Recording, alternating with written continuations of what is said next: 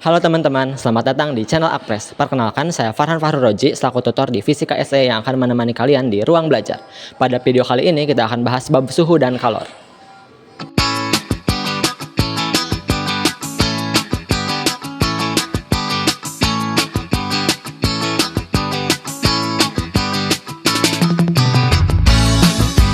Suhu dan kalor. Let's go. Oke, kita kenalan dulu sama beberapa istilah di sini. Ada suhu atau temperatur. Temperatur, suhu itu secara makroskopik ini ukuran panas suatu benda seperti yang kita kenal. Satuannya bisa Kelvin, Celsius, Fahrenheit gitu-gitu. Nah, tapi secara mikroskopik, suhu itu sebenarnya ukuran energi kinetik rata-rata per molekul dalam suatu zat. Gimana tuh maksudnya? Kayak jadi misalkan ada suatu zat atau benda ya, atau apapun itu. Kalau kita lihat secara mikroskopik, itu kan terdiri dari atom-atom kayak gini misalkan. Nah, atomnya itu punya energi kinetik, dia bisa bergerak atau berotasi gitu-gitu kan. Nah, pergerakan ini yang ngebikin adanya suhu. Jadi makin tinggi energi kinetiknya, makin tinggi suhunya. Yaitu untuk suhu. Terus ada istilah lagi, sekalian aja di sini. Energi termal. Kalau suhu itu kan energi kinetik rata-rata per molekul. Jadi satu molekul itu rata-rata punya energi kinetik berapa. Nah, kalau energi termal, itu total si energi kinetiknya. Total energi kinetik dari si benda atau zatnya. Gitu. Sama ada kalor. Kalau kalor itu perubahan atau perpindahan energi termal. Nah, ini perpindahan energi termal, diingat aja. Sama satu lagi ada energi internal atau energi dalam. Kalau ini, semua energi yang ada di dalam sistem. Misalkan ada benda, ya semua energinya itu energi internal disebutnya. Kayak misalkan dalam suatu gas nih, nanti akan kita pelajari juga. Nah, gas itu kan punya energi termal salah satunya. Terus ada juga energi antar molekul, energi elektromagnetik, dan banyak lagi gitu ya. Nah, tapi kalau kita ngomonginnya gas ideal, yang lainnya itu dianggap konstan semua. Jadi energi internalnya cuma ada energi termalnya doang. Gitu. Ya, diingat-ingat aja ya. Jadi energi internal itu kalau di gas ideal sama dengan energi termal. Oke, lanjut lagi. Ini suhu satuannya Kelvin. Oh ya, satuannya energi termal ya berarti joule. Kalor juga perpindahan energi kan, dia juga joule. Energi internal juga joule. Kalau suhu itu Kelvin, satuan internasionalnya.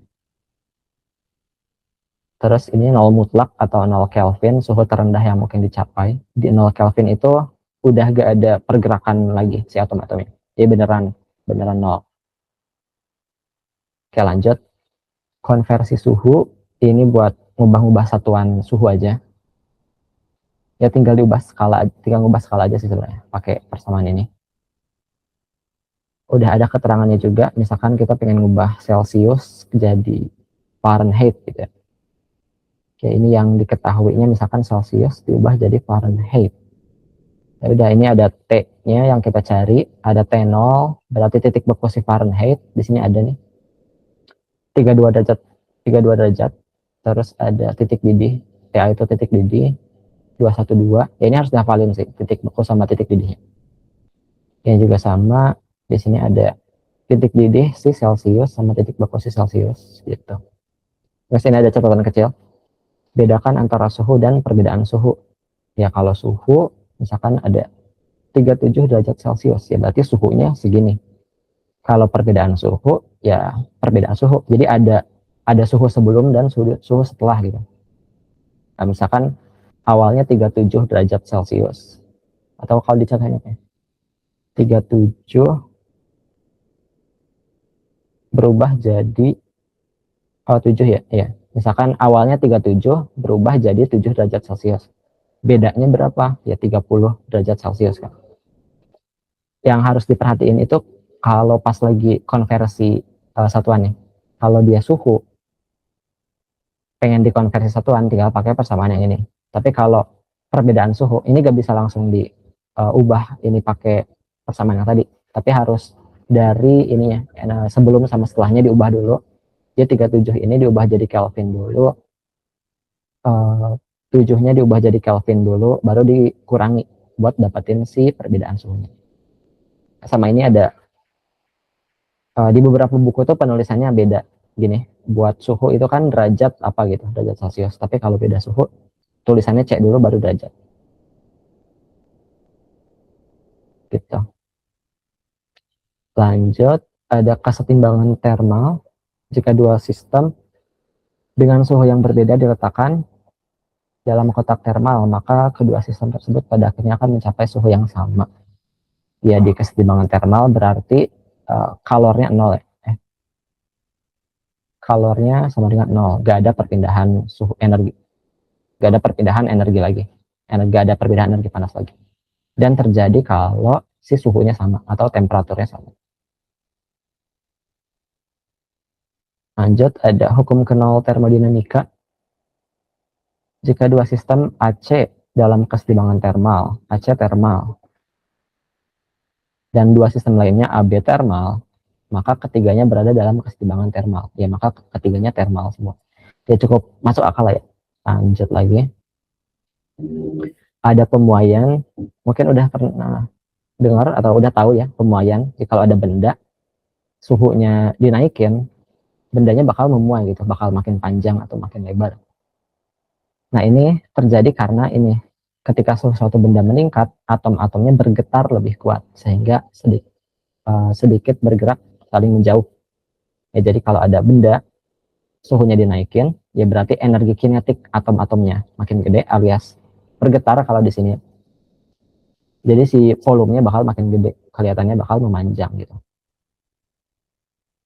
Semua padatan atau cairan dan gas mengalami perubahan ukuran dan suhunya mengalami perubahan. Yang buat besarnya nanti akan di bawah juga, tergantung pada ukuran awal, jenis bahan, dan perubahan suhu. Ya, ini buat besar pemuaiannya ada 3 persamaan. Ini untuk perubahan panjang, luas, sama volume. Ya, tergantung bendanya ya. Memuainya panjangnya doang atau luas atau secara volume. Alfa, beta, gamma itu ini koefisien muai panjang. Ya, dia tergantung si bendanya itu sendiri.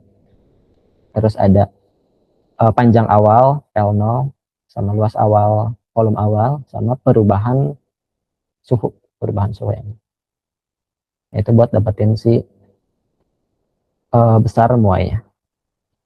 Oke, lanjut. Ya, ini ada informasi aja anomali air. Jadi dari pemuaian ini kan kita belajar ya, kalau sebuah benda makin panas itu makin panjang. Nah, itu berlaku untuk hampir semua benda.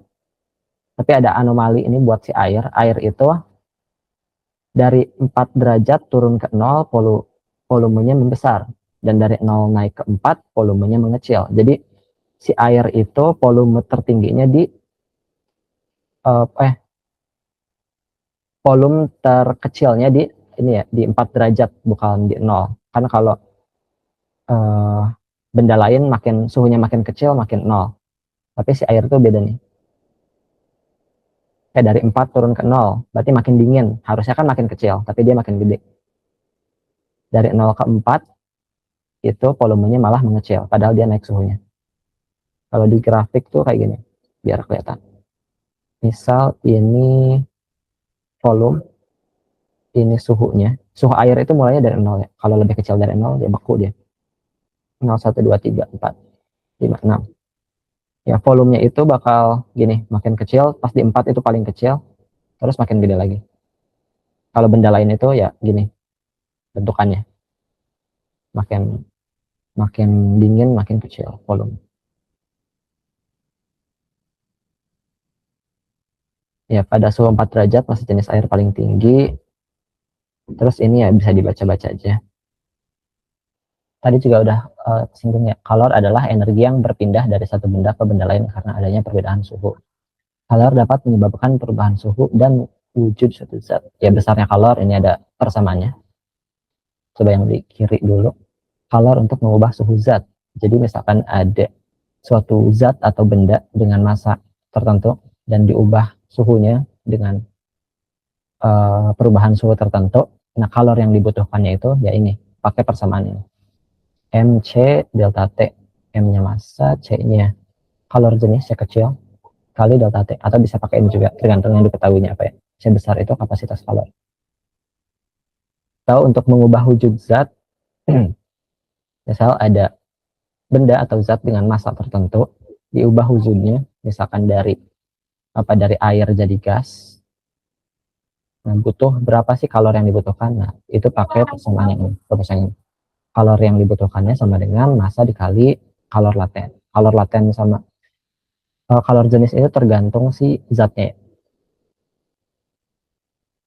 Itu. Ini contohnya kalor penguapan air segini, kalor peleburan es segini. Terus satuan si kalor joule udah ini juga, atau kalori. Bisa pakai joule atau kalori. Kalau kalori itu ini, ya, kalor yang dibutuhkan untuk menaikkan temperatur 1 gram air sebesar 1 Celsius derajat. Kayak biar lebih ngerti lagi, ini ada diagram energi untuk merubah 1 gram es padat menjadi uap. Ya, energi itu kalor ya. Energi yang berat. Udah. Kayak ini awalnya ada es dengan suhu minus 30 derajat Celcius di sini. Terus dia dinaikin suhunya jadi 0 derajat Celcius. Kalor yang dibutuhkannya ya ini. Misalkan ini namanya QA. QA-nya berarti MC delta T. Karena ini 1 gram ya berarti pakainya M-nya 1, C-nya pakai yang satuan. Itu juga ya, harus yang konsisten pakai yang gram juga. Delta T-nya berarti bakal 30 derajat ya di sini, berubah 30 derajat kan. Terus dia bakal ke 0 derajat, di 0 derajat itu kan titik beku air. Jadi di 0 derajat dia bakal ngubah dari es menjadi cair. Jadi kalor yang dibutuhkannya pakai persamaan yang M, L ini. Masanya berarti pakai 1 gram, L-nya ya tergantung si M, si L, si S-nya. Nah, itu kalor yang dibutuhkan untuk ngubah dari es jadi cair. Terus dihitung juga lagi ini kalor yang dibutuhkan untuk naikin suhu air dari 0 jadi sampai 100. Terus diubah airnya jadi uap dan jadi gas maksudnya. Terus gasnya dinaikin lagi suhunya. Ya itu harus satu-satu ya kayak gini. Buat dapetin total kalor yang dibutuhkannya. Ya, terus apa nih? Kalor diperlukan untuk merubah suhu dan merubah zat. Merubah wujud jelas ya. Saat zat mengalami perubahan suhu, wujudnya tidak berubah. Saat zat mengalami perubahan wujud, suhunya tidak berubah. Ya, total kalor yang diperlukannya ini. Ya, mungkin cukup jelas ya. Lanjut lagi, ini ada soal. Ini aku udah kerjain biar lebih cepat aja. Nomor 1, sebatang logam memiliki panjang 2 meter. Nih. Suhunya 30 derajat Celcius. Logam dipanaskan hingga 100 derajat Celcius saat itu. Setelah itu logam didinginkan ke 30 derajat Celcius lagi dengan memberikan 8000 joule kalor pada air. Ya, jadi bisa dibayangin aja si logamnya itu dimasukin air, jadi energi si logamnya bakal pindah ke si air. Jadi dia memberikan segini joule untuk menurunkan suhunya. Oke, yang ditanyakan tuh apa? Ini pertambahan panjang logam dulu. Dari 30 ke 100 nambah panjangnya berapa? Ya tinggal pakai rumus pemuaian ini tadi. Perubahan panjang sama dengan alfa kali panjang awal. Alfanya ini diketahui ya. 12 kali 10 pangkat 6. Panjang awalnya 2 meter. Delta T-nya perubahan suhunya 70 derajat Celcius. Atau kalau ada temperatur dalam perhitungan itu kita harus pakai Kelvin ya sebenarnya. Tapi kalau perubahan suhu, nah perubahan suhu untuk satuan Celcius sama Kelvin itu sama. Jadi kalau Celcius boleh langsung aja dikurangi. Tapi kalau nanti misalkan Reaumur atau Fahrenheit gitu, itu harus diubah dulu ke Kelvin gitu. Ya, ini udah diketahui semua, tinggal dihitung aja. Terus soal keduanya, berapa kenaikan suhu air? Kayak airnya itu 500 gram ya tadi. Ini 500 gram. Terus dapat 8000 energi panas dari si logam. Yang ditanyain suhunya naik berapa? Ya tinggal pakai ini persamaan yang tadi, Q sama dengan MC delta T. Kalornya 8000 yang dikasih si logam tadi. M-nya massa si air. 500 gram, tapi diubah dulu jadi kilo ya. Harus konsisten sama satuannya. Ini kan pakai kilogram.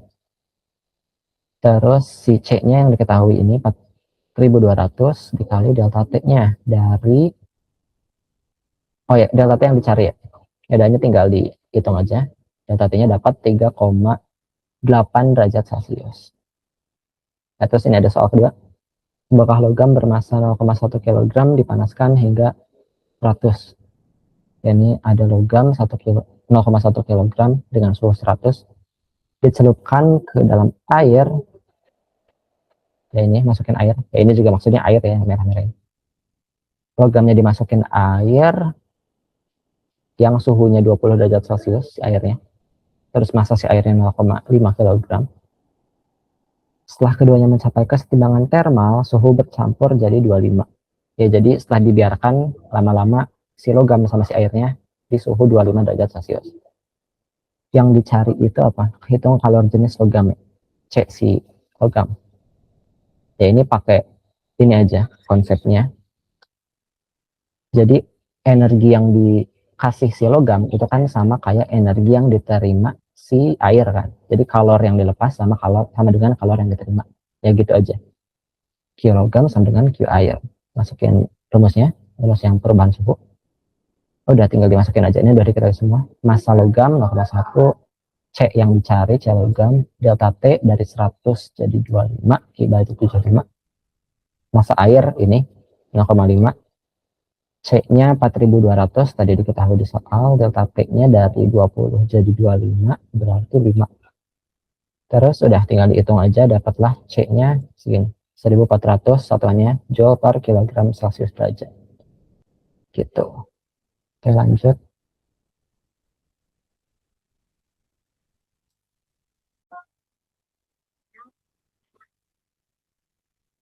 Ini hukum ke-1 termodinamika. Ini ngomongin kekalahan energi sebenarnya. Ini kalimatnya. Perubahan energi dalam sama dengan kalor dikurangi kerja. Ya, jadi misalkan ada sistem. Dia kan punya energi kan, energi dalam. Nah, perubahan energi dalamnya itu ada dua, kayak ini dulu. Kalor dulu. Kalau si sistemnya ditambah kalor, menerima kalor, berarti energinya nambah kan. Ya, jadi kalau dia kalornya positif, kalor ditambahkan ke sistem, ditambah. Kalau si sistemnya melepaskan kalor, Q-nya negatif. Oke, kalau si W, misal si sistemnya melakukan kerja berarti energinya ini kan, energinya berkurang. Oke, ini kerja dilakukan oleh sistem yang tadi. Misal sistemnya melakukan kerja, tapi di sini kenapa W-nya positif? Ya karena di sininya udah negatif, jadi W-nya positif. Ya, tapi tetap dikurangi nanti. Kalau kerjanya dilakukan pada sistem, jadi di sistemnya dikenai sebuah kerja gitu dari luar, berarti energinya kan makin naik ya, energi si sistemnya. Nah itu W-nya negatif, biar nanti pas masuk sini ya dikur minus lagi, jadi nanti dipositifkan. Ya itu aja di hukum 1 termodinamika. Kalau sistem terisolasi ya gak ada perpindahan energi dan gak ada kerja.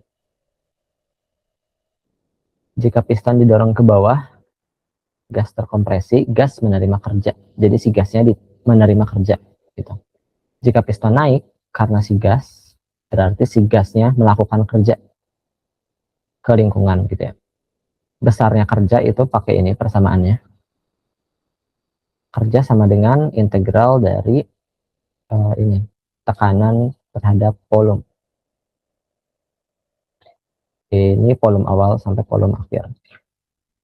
Kalau misalkan tekanannya sama gimana? Ini misalkan tekanannya sama ya di sini. P-nya kan bisa keluar dari integral kan. Kalau konstan, integral dari dV.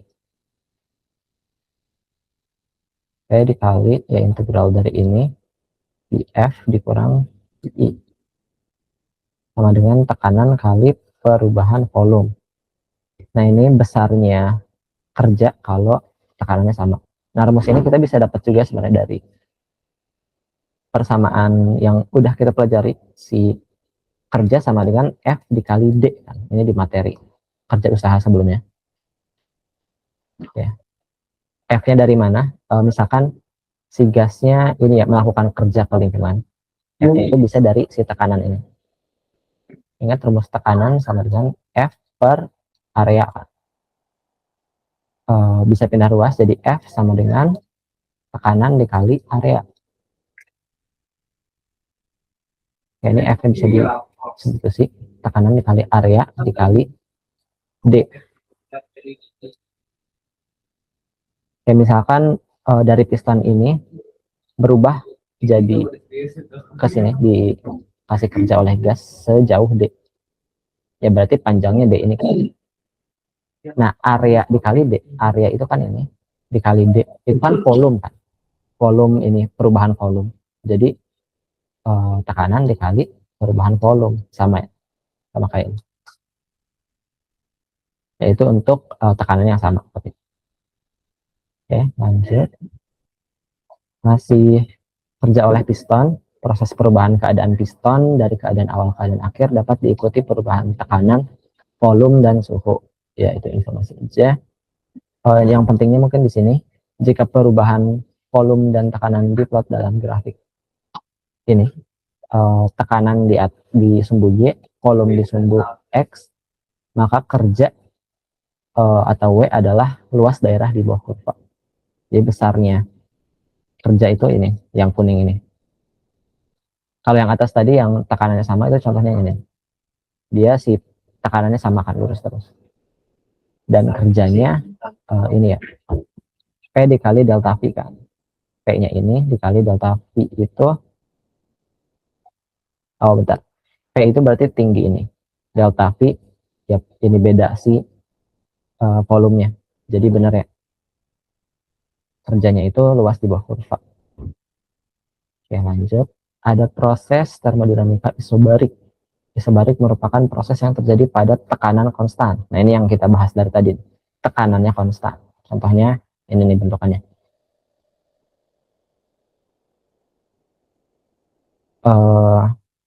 Ya, usahanya yang tadi rumusnya ini. Tekanan dikali perubahan volume. Grafiknya ini juga yang tadi. Apalagi ya. Hukum satu termodinamikanya ini. Delta U sama dengan Q min W kan. Ya, W-nya bisa diubah jadi ini. Itu aja sih di sini. Oh, ini tuh ini ya. Sistem ini. Jadi kalau dia dikasih perubahan suhu, misal dipanaskan, volume si gasnya bakal makin tinggi kan. Tapi tekanannya itu konstan. Oke, lanjut. Ada isohorik, itu volumenya yang konstan. Contohnya ini. Jadi volumenya udah gak bakal berubah lagi. Karena volumenya konstan, ya berarti si usahanya nol kan. Dia tidak bisa melakukan usaha dan tidak bisa dikenakan usaha atau kerja. Ini grafiknya. Luas di bawah kurvanya kelihatan juga nol. Ini hukum termodinamika satunya. W di sini yang nol ya. Jadi perubahan energi internalnya cuma dari kalornya aja. Oke, ini proses termodinamika isotermal. Isotermal merupakan proses terjadi pada suhu konstan. Oke, coba lihat nih. Suhu konstan. Suhu itu ingat ya, energi kinetik rata-rata tiap molekul. Misal simbolnya EK baru ini. Dia konstan. Kayak gimana kalau energi termalnya? Energi termal itu kan jumlah dari energi kinetiknya. Ya berarti tinggal molekul dikali rata-rata si molekulnya kan. Ya, karena rata-rata molekulnya konstan, terus N itu jumlah molekulnya. Lihat di sistemnya ini, dia kan gak bakal keluar atau masuk lagi kan molekul gasnya. Jadi N juga konstan. Karena ini konstan dan N juga konstan, jadi energi termal juga konstan. Ya, sekarang gimana kalau energi dalam atau U simbolnya? Ya, energi dalam tuh banyak ya, bisa energi termal, terus ada energi ikatan antar atom, ada energi elektromagnetik, energi apa gitu dalam sistem. Tapi karena ini di gas ideal, jadi ini tuh dianggap konstan. Jadi cuma ada energi thermal. Kebetulan energi thermalnya juga konstan ya tadi di sini. Jadi U juga konstan. U konstan. Kalau U-nya konstan, perubahan U-nya gimana? Nol, karena nggak ada perubahan. Kan? Makanya hukum satu termodinamikanya gini. Ininya nol, delta U-nya. Jadi kalor sama dengan usaha. Terus usahanya gimana nih yang jelimet ini? Usahanya karena dia tekanannya berubah-berubah, jadi kita pakai yang integral dari P kali dV. Tekanannya tuh bisa dari rumus ini rumus persamaan gas ideal. Nih, kalau dipindah ruas P-nya dapat tekanannya N itu mol, mol, R itu tetapan, T itu temperatur, V itu volume ya. Nah terus N itu kan konstan ya tadi. Terus R juga konstan karena dia cuma tetapan atau kayak ya tetapan gas ideal. Temperatur gimana? Temperatur juga konstan karena di sini ya, di isotermal. Yang berubah cuma si volume. Jadi si tekanan ini sebenarnya fungsi terhadap volume doang. Karena ini jadi dia bisa pakai yang integral ini. Integral terhadap volume. Oke, V-nya dimasukin nRT per V, nR temperatur per volume. Ini integral dV. Nah, karena nRT-nya konstan bisa keluar integral dari 1 per volume dV. 1 per volume itu ini ya, ln V. Karena dia dari VI sampai VF, ini VI sampai VF itu semuanya. Jadi ini juga VF dikurangi ln VI integralnya.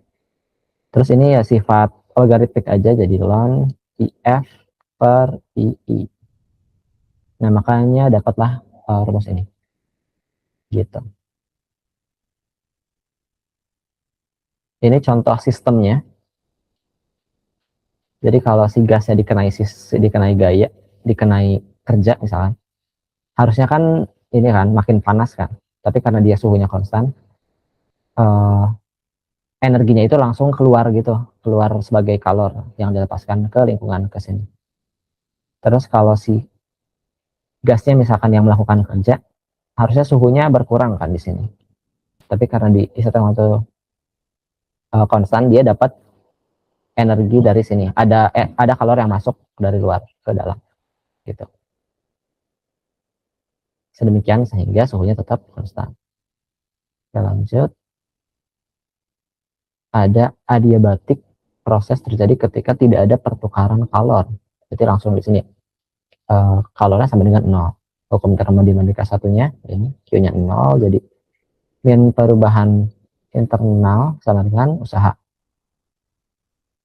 Buat usahanya sendiri itu gak bisa pakai yang tadi, yang ini, karena kalau di adiabatik temperaturnya juga bisa berubah-ubah dan si volumenya juga bisa berubah. Jadi di adiabatik itu si tekanannya itu fungsi terhadap volume dan terhadap tekanan. Jadi gak bisa sesimpel diintegralin kayak gini. Dan harus pakai cara yang lebih rumit lagi yang gak akan dijelaskan di sini. Ini contoh persamaan buat monoatomik. Kalau bukan monoatomik nanti agak beda lagi persamaan. Ini contoh sistemnya. Dia tidak ada pertukaran kalor ya. Ininya tuh ini insulating material, jadi isolator gitu. Jadi gak ada perpindahan energi dari lingkungannya gitu. Oke, ini ada soal, udah kerjain biar lebih cepat. Gas ideal 1 mol mengalami ekspansi dari 3 liter menjadi 10 liter. Oke, dari 3 jadi 10 ini misalkan. Suhunya tetap di 0 derajat Celcius. Hitunglah ini, besar usaha yang dilakukan. Karena suhunya tetap, berarti ini isotermal ya. Suhunya tetap. Yang A itu besar usaha yang dilakukan. Usaha di isotermal itu ini rumusnya. Tinggal dimasukin aja, udah diketahui semua. N-nya itu 1 mol. R-nya ini Terus T temperaturnya 0 Celcius, diubah dulu ke Kelvin dengan 273. Volume akhir dibagi volume awal ini 10/3, dihitunglah dapat ini 2731. Terus ini ada negatifnya ya, karena ini. Oke, ini kan dia ekspansi dari 3 jadi 10, berarti si gasnya melakukan kerja. Tapi yang ditanyakan itu usaha yang dilakukan pada si gasnya. Jadi dikasih negatif. Oke, yang B, besar perpindahan energi dalam kalor tersebut. Besar perpindahan energi dalam bentuk kalor. Kayak yang dicari Q ya. Q-nya berapa gitu. Ya kalau isotermal itu ini Q sama dengan usaha. Usahanya udah diketahui tadi, jadi 2731 Joule. Ya satuannya Joule di sini juga Joule. Terus ini positif karena ya besar perpindahan energi, jadi ditanyainnya cuma besarnya doang, jadi selalu positif. Yang C, jika gas dikembalikan ke volume awal, ya, jadi ini udah 10 liter diubah lagi jadi 3 liter lagi melalui proses isobarik. Isobarik itu tekanannya sama. Berapa usaha yang dilakukan? Oke, kalau tekanannya sama, usahanya ini ya, rumusnya sesimpel ini aja. Oke, delta V-nya, volumenya udah tahu kan, dari 10 ke 3, berarti 7 liter. Atau ini diubah dalam meter kubik. Sekarang tinggal nyari tekanannya. Nyari tekanannya pakai persamaan ini aja, pakai persamaan ideal gas. Ya udah, N-nya 1, R-nya tadi ada, suhunya masih 0 derajat ini. Volumenya karena dia awalnya 10, jadi 10. Dihitunglah, dapatlah ini. Berapa tuh? 200.000 sekian gitu ya. Udah tinggal dimasukin ke sini, tekanan dikali perubahan volumenya, dapatlah 1588 Joule. Gitu. Ada soal lagi pada gambar suatu sampel gas berekspansi dari volume keempat dikali volume 0. Sementara tekanannya turun dari V0 ke V0 dibagi 4. Oke, dia tuh dari sini ke sini gitu ya. Oke, jika V0-nya 1, V0-nya 4 Pascal, berapa besar usaha yang dilakukan oleh gas melalui lintasan A, B, dan C. Karena ini tadi udah juga ya grafik tekanan ininya volume, di mana usahanya itu tinggal ruas di bawah kurvanya aja. Jadi yang A itu berarti luas ini. Luas daerah di bawah kurva aja sampai sini. Kalau lintasan B itu yang ini, tapi sampai bawah ya, sampai sini. Lintasan C berarti tinggal ngitung luasnya ini aja. Ya gitu. Dan gak akan aku kerjain aja. Tapi intinya kayak gitu. Ini ada pindah kalor. Kalor berpindah dari satu tempat atau ke benda lain dengan 3 cara. Ada pertama konduksi. Berpindahnya kalor dari satu tempat ke tempat lain dengan cara tumbukan antar molekul. Ya konduksi kalau kita belajar di SMP atau SMA dulu, itu tuh kan ini ya, perpindahan panas tanpa bergerak molekulnya. Ya, jadi ini misalnya ada logam panas di sini sama ada logam dingin. Ya logamnya kan nggak pindah, yang pindah cuma panasnya doang. Nah kalau secara mikroskopis itu tuh kayak gini. Ada tumbukan antar molekul. Jadi yang panas itu kan atom-atomnya bergerak lebih cepat ya. Dia bergerak lebih cepat, bergetar lebih cepat gitu. Sedangkan yang dingin tuh lebih lambat. Nah yang cepat ini dia numbuk-numbuk atom-atom di sampingnya. Jadi merambat kecepatan kinetik ya. Ini juga bakal makin cepat kinetiknya, jadi makin panas dan merambat sampai ke sini. Ini buat laju kalornya. Jadi berapa kalor tiap satuan waktu, itu rumusnya ini. K itu konduktivitas termal tergantung si logam ininya, seberapa bagus dia bisa menghantarkan panas. K itu luas penampang. Ya, jadi kalau makin gede luas penampangnya, makin gampang pindahkan panas. Ini perubahan suhu. Kalau makin jauh perubahannya, makin cepat juga si lajunya. Dibagi L itu ketebalan. Ini ketebalan ini. Makin jauh kan makin kecil ya H-nya, jadi dia dibagi L gitu. Terus ada konveksi, kalor ditransfer dari satu tempat ke tempat lain dengan pergerakan si molekulnya itu sendiri. Ya contohnya ini air, misalnya airnya panas ya, si airnya itu sendiri yang pindahnya. Terus air yang masih dingin ke bawah makin panas dan muter gitu lagi. Ini juga ada rumusnya sebenarnya yang ini. Rumus kelajuannya, laju kalornya itu ada H A delta T. H itu koefisien konveksi termal tergantung zat-zatnya. A luas penampang hambatan kalor. Jadi misalnya udara panas, terus uh, ada jalur gitu ya, yang ininya misal tembok. Terus ini ada udara dingin. Nah jadi uh, areanya tuh yang ini, yang dimaksud area itu yang di sini.